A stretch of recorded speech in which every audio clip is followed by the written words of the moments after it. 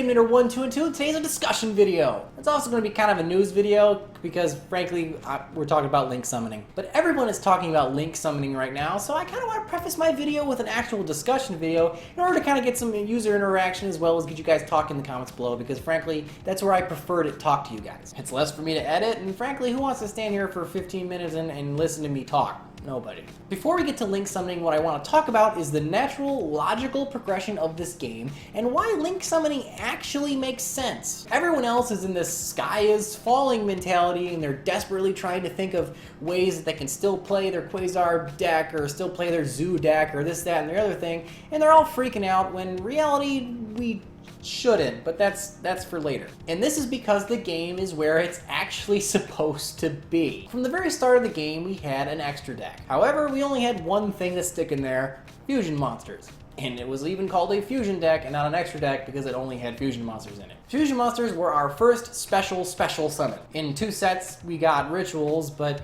they're a main deck thing, so they really don't count for this discussion. And how do you fusion summon? Well, you require 2 extremely specific monsters, most of the time called out by name, as well as polymerization, a very specific spell card. Sure, some decks actually have their own in-archetype version of polymerization, but it's still polymerization at its core. So we need at least 3 extremely specific cards to play what is essentially your boss monster. It wasn't until the GX era where this really took off because we started giving fusion monsters cool effects as well as giving these in-archetype versions of polymerization in order to make the mechanic a little less clumsy. Because frankly, having those very 3 specific requirements makes this thing almost impossible to do without modern support. And then came the 5Ds era. We got synchro summoning, and synchro summoning is the next logical step. We basically have the same exact thing, but we just dropped the spell card. No longer do we need 3 specific requirements, only 2. We even managed to go 1 step further instead of just kind of borrow an idea from the ritual mechanic and just say, alright, all you have to do is add up the monsters on board. They could be any 2 monsters as long as one of them is the specific tuner monster and the other one isn't. Obviously, I am not talking about synchro monsters that require other synchro monsters or more than 1 tuner or more than 1 non-tuner.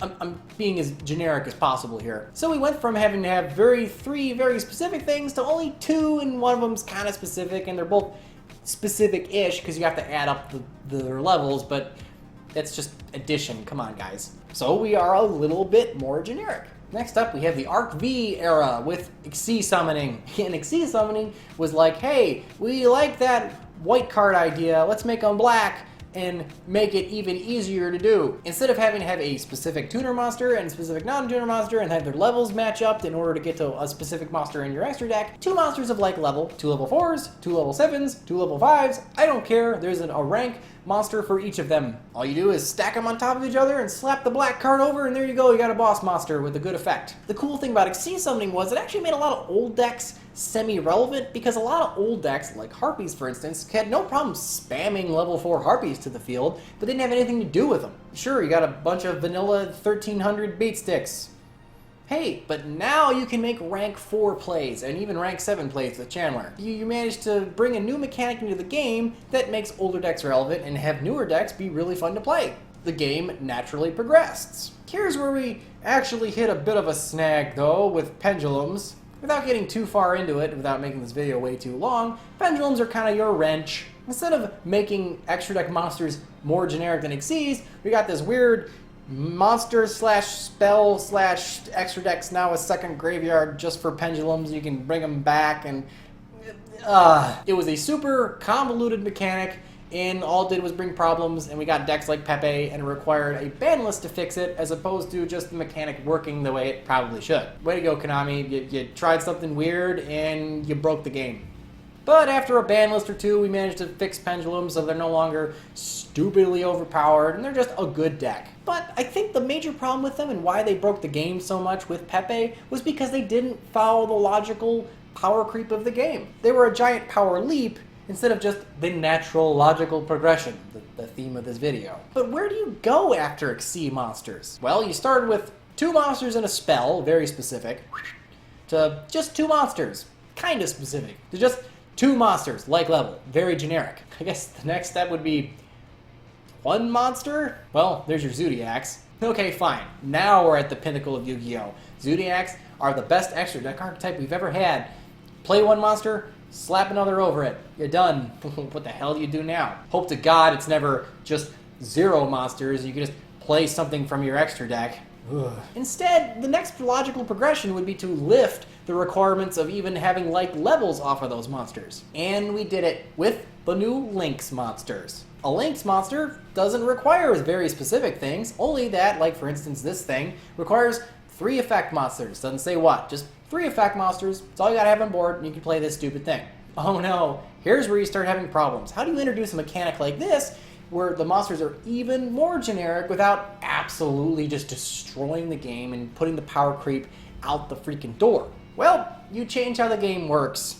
And now we're at the main meat of the video, explaining how these new dumb blue cards work. Well, the first big thing is that they changed the entirety of the board. The first major change is your pendulum scales now take up a regular spell or trap zone. If you don't play pendulums, you get 5 spell and traps. Play pendulums and you have scales, you only have 3. Basically that means that Demise Cleese can't set 5 and pass, they can only set 3 and pass, which is a little bit more manageable. Hey, good job Konami. Let's be fair, the pendulum scale should have probably been just main spell and trap zones this whole time, but that was just a fix on their part. That's not all they did. They also gave us 2 new zones called the Extra Deck Monster Zones. They're actually played in the middle of the board as opposed to on your side of the field, and there's only 2 of them. First player to pick one makes the other player have to pick the other. And why do we care? Well, because that's the only place you can put extra deck monsters. That's how they did it. They basically permanently floodgated everybody. You can only control 1 extra deck monster at a time, and it's in the extra deck zone. That is, of course, unless that monster is a link monster. Without your link monsters, you can't spam the board. Interesting. They made the new mechanic more generic, but slowed the entire game down to accommodate it. It's actually more clever than you're giving Konami credit for. Well, how does a link monster work? Well, like I said, they're more generic. Most of the time, all their requirements are just some number of semi-specific monsters. In this case, like I said, 3 effect monsters, or 1 vanilla, or whatever, doesn't matter. When you have that on board, you send those to the graveyard, and you link summon a monster. You put that monster in the extra deck zone, and now you have to actually look at your card to figure out what happens next. You will notice your link monsters have these little cursors on them that point to adjacent card places. Yes. The old column mechanic is now back in full force. Isn't that really weird though, that this gets announced like right after everyone was just talking about columns? Almost like everybody knew.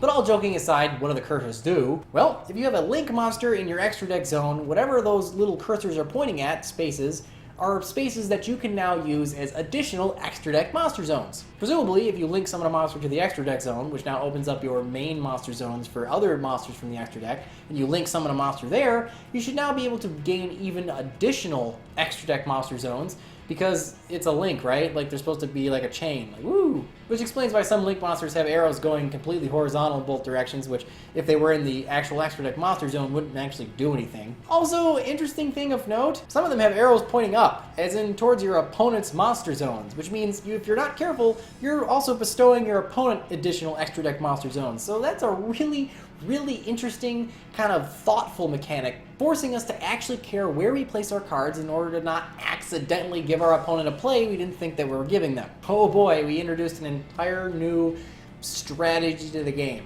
I'm actually kind of excited. Now, if you resurrect one of your extra deck monsters from the graveyard, it can go to any of your main deck zones, even if it's open or not, which is kind of cool because that alleviates any weird ruling issues. But aside from that, the rest of the game will proceed like normal. This is actually a really cool idea. It manages to slow the game way down while simultaneously introducing an even more easier generic way to summon a monster from your extra deck. Hopefully it's more of a 1 step forward, 2 steps back, and not 2 giant leaps forward and a tiny tiptoe back. Although some cards people are trying to figure out seem to actually make link summoning stupidly easy, and we're not actually doing anything to protect the game. But that aside, let's just hope Konami knows what they're doing. Anyway guys, let me know in the comments below what you guys think of the new link summoning as well as the new different way the board is set up. Also, your opinion on the number of extra deck cards we have, because that's another discussion video we could probably do. I'd be curious to know what you guys think, because frankly, now that we all required to run blue cards,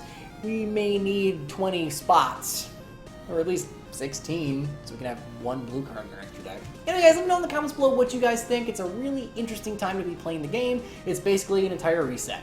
Anyway guys, remember, if you don't troll the meta, who will? I'll see you guys next time.